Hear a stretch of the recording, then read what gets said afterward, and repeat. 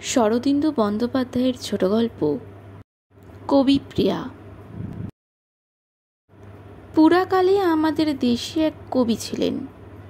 নবপ্রভাতের অরুণ ছটায় তিনি জন্মেছিলেন এবং মধ্যাহ্নের জলজ্যোতি শিখার মধ্যে তার মৃত্যু হয়েছিল। তাই তাকে সকল দেশের এবং সকল যুগের কবি বলে আমরা চিনতে পেরেছি। নবপ্রভাতের অরুণ ছটাটা আর মধ্যাহ্নের জলজ্যোতি শিখা তাকে আমাদের প্রাণের মধ্যে অমর করে রেখেছে। কবির ধারণায় কেবল একটি মাত্র সুর ছিল, সেটি আনন্দের সুর।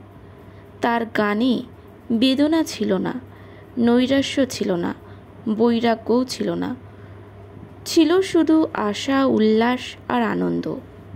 তিনি সকলকে ডেকে বলতেন, দুঃখের কাছে হেরে যেও না ভাই, দুঃখটা মিথ্যা, আনন্দ তাই দিয়ে তোমরা পরীক্ষা করেছেন।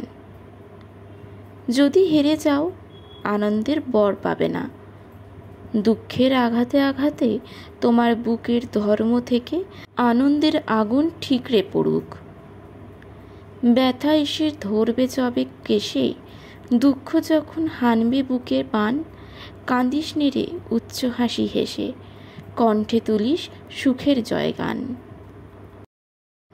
অবিশ্বাসীরা বলতো, কিন্তু কবি, মৃত্যুকে তো আনন্দ দিয়ে ঠেকিয়ে রাখা যাবে না, সে তো একদিন আসবেই, মরতে তো একদিন হবেই।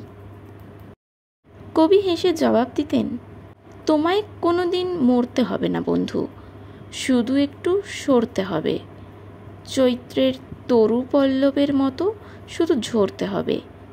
যারা আসছে, তোমার আনন্দ যাদের সৃষ্টি করেছে, তাদের জন্যে একটু জায়গা করে দিতে হবে।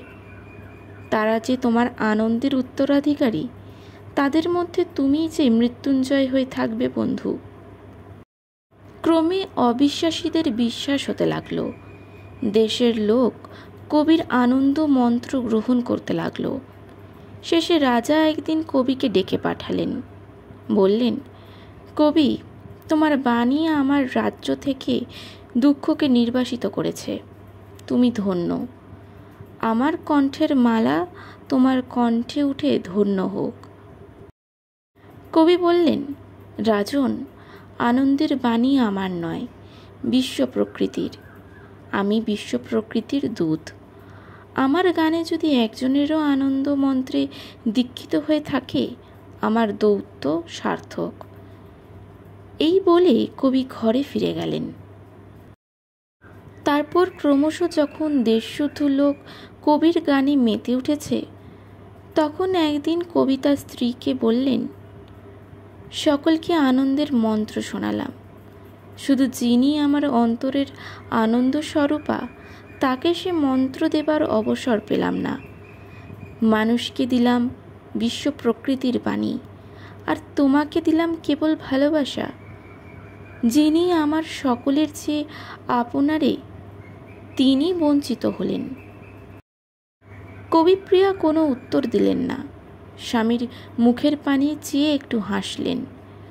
মনে হলো সে হাসির দীপ্তিতে কবির আনন্দ মন্ত্রও ম্লান হয়ে গেল।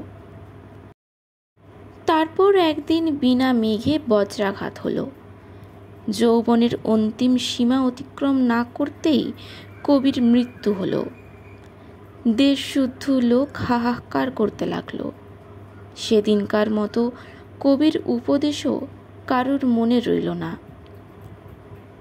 রাজা শোকে অধীর হয়ে কবি গৃহে গেলেন শেষবার তাকে দেখবার জন্যে। সঙ্গে অমর্ত্যরাও গেলেন।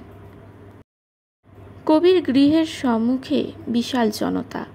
সবাই আক্ষেপ করছে, দীর্ঘ নিঃশ্বাস ত্যাগ করছে, অশ্রুমোচন করছে।